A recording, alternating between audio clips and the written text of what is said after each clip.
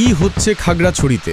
অনুসন্ধানে বেরিয়ে এলো চাঞ্চল্যকর ঘটনা। খাগড়াছড়ি এক সময়ের শান্ত পাহাড়ি জনপদ আজ অশান্তির দোলাচলে, যেন অদৃশ্য কারো অদৃশ্য সুতোয় টানাটানির খেলা। কি হচ্ছে খাগড়াছড়িতে? কেন রাত দিন দগদগে আতঙ্ক ছড়িয়ে পড়ছে পাহাড়ি জনপদ? এই প্রশ্ন আজ শুধু পাহাড়ি মানুষের নয়, বরং পুরো দেশের মানুষের মনে জন্ম দিয়েছে এক গভীর কৌতূহল।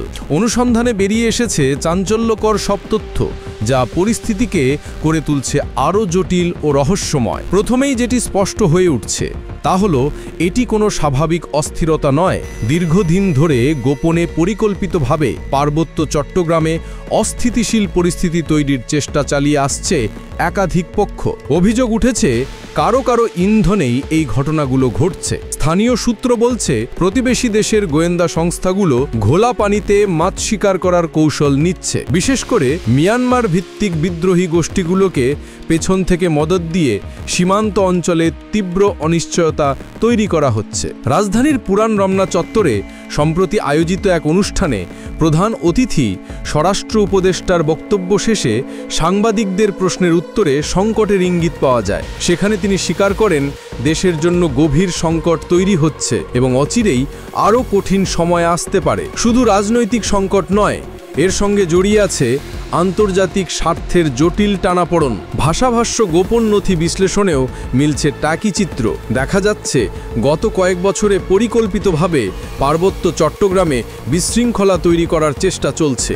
সম্প্রতি আরাকান আর্মি সীমান্তবর্তী এলাকায় বিজিবির ক্যাম্পের কিছু তথ্য প্রকাশ করেছে, যা নিরাপত্তা সংস্থাগুলোর কাছে অত্যন্ত উদ্বেগজনক হিসেবে দেখা হচ্ছে। ইতিহাসের কথাও এ প্রসঙ্গে উঠে আসছে। অনুসন্ধানে জানা গেছে, জিয়াউর রহমানের সময় পাহাড়ে বিপুল সংখ্যক বাঙালি পাঠানোর কারণে পাহাড়ি ও বাঙালির জনসংখ্যার ভারসাম্য প্রায় সমান হয়ে যায়। ফলে এখন ভারতের পক্ষে সরাসরি কোনো অবস্থান ঘোষণা করা সহজ নয়। এই জনসংখ্যাগত বাস্তবতা আঞ্চলিক কূটনীতির জটিলতাকে আরও বাড়িয়ে তুলেছে। কিন্তু সমস্যা শুধু ইতিহাসে আটকে নেই।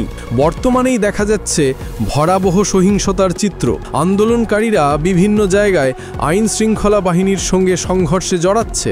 ইটপাটকেল নিক্ষেপ, অগ্নিসংযোগ, সশস্ত্র হামলার ঘটনাও ঘটছে। রবিবারের সংঘর্ষে প্রাণ হারিয়েছেন ৩ জন। সেনা ও পুলিশ সদস্য সহ অন্তত ২১ জন আহত হয়েছেন, যাদের মধ্যে অনেকেই গুরুতর অবস্থায় হাসপাতালে চিকিৎসাধীন। গত ১০ দিনের খাগড়াছড়ি যেন এক রক্তাক্ত অধ্যায়ের সাক্ষী। নতুন করে অস্থিরতা তৈরির পেছনে কারা আছে সেটি খুঁজে বের করা এখন সময়ের দাবি। পাহাড়ি ও বাঙালি জনগোষ্ঠীর মধ্যে দূরত্ব বাড়িয়ে দিয়ে একটি শক্তিশালী চক্র পার্বত্য চট্টগ্রামকে অস্থিতিশীল করার অপচেষ্টা চালাচ্ছে। কিন্তু এর লক্ষ্য কি? কার স্বার্থে এই রক্তপাত? স্থানীয় প্রশাসনের ভূমিকা নিয়েও উঠছে প্রশ্ন।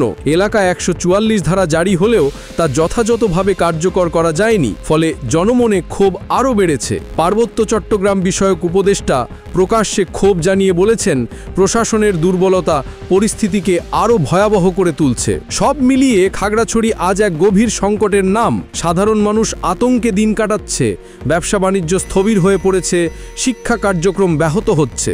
অথচ এই পরিস্থিতি থেকে উত্তরণের কোনো স্পষ্ট রূপরেখা এখনও সামনে আসেনি। রহস্যময় সব ইঙ্গিত আর চাঞ্চল্যকর তথ্যের ভিড়ে প্রশ্নটা ঘুরে ফিরে আবারও সামনে আসে, কি হচ্ছে খাগড়াছড়িতে? এই অস্থিরতার প্রকৃত নায়ক খলনায়ক কারা? উত্তর খোঁজার চেষ্টা চলছে, কিন্তু প্রতিটি উত্তর যেন নতুন করে জন্ম দিচ্ছে আরও অজানা প্রশ্নের।